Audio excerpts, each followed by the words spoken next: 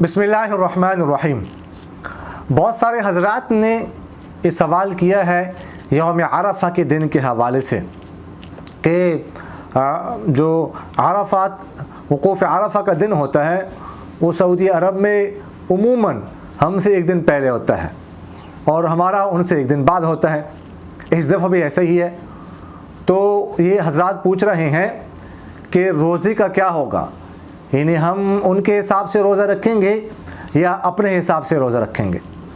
دیکھیے گا، اس میں ہمارے اپنے حساب کا اعتبار ہوگا، ان کے اعتبار سے نہیں، ان کے حساب سے نہیں، ہم اپنے حساب سے جو ہے وہ روزہ رکھیں گے۔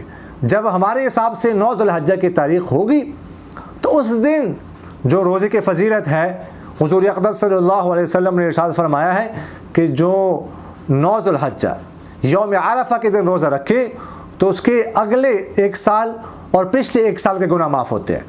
یہ فضیلت ہمارے اپنے اعتبار سے ہوگی۔ دیکھیے گا، جس طرح ہم ان کے ساتھ نماز نہیں پڑھ سکتے، فجر کی نماز ہم نہیں پڑھ سکتے، ہماری نماز نہیں ہوگی۔ اس طرح اور بھی جن نمازوں میں تھوڑا وقت ہوتا ہے، مغرب کی نماز ہو گئی، اس طرح اور نمازیں بھی ہم ان کے ساتھ نہیں پڑھ سکتے۔ اگر ہم پڑھیں گے تو ہماری نماز نہیں ہوگی، اگر ہم ان کے ساتھ فجر کی نماز پڑھتے ہیں تو نہیں ہوگی ہماری، ہمیں پھر سے جو ہے نا وہ فجر کی نماز پڑھنی پڑے گی۔ اور اسی طرح ہم ان کے ساتھ سحری نہیں کھا سکتے، ان کے ساتھ افطاری نہیں کر سکتے، اسی طرح ہم ان کے ساتھ عید نہیں کر سکتے۔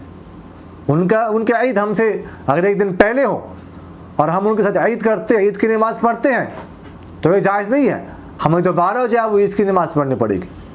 اس طرح ہم اگر ان کی عید ہو ہماری نہ ہو، ہم ان کے ساتھ قربانی کرتے ہیں تو ہماری قربانی نہیں ہوگی، ہمیں دوبارہ جو ہے وہ قربانی کرنے پڑے گی۔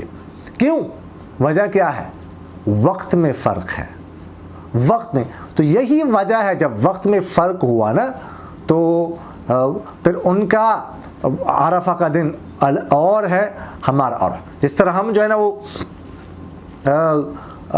تکبیری تشریقات جو ہے نا وہ ان کے ساتھ نہیں شروع کرتے، اپنے حساب سے شروع کرتے ہیں نا۔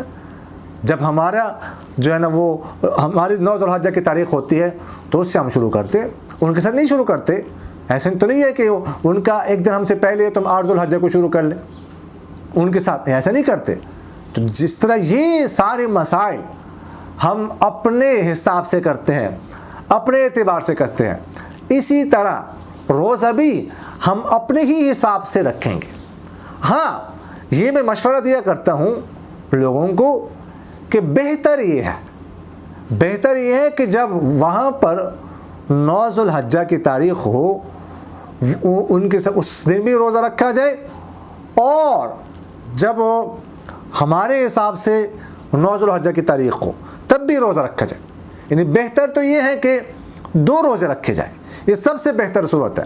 البتہ اگر کوئی نہیں رکھ سکتا، جیسے آج کل گرمی ہے، تو پھر جو اصل فضیلت ہے عرفہ کے روزے کی وہ ہمارے اپنے اعتبار سے ہوگی۔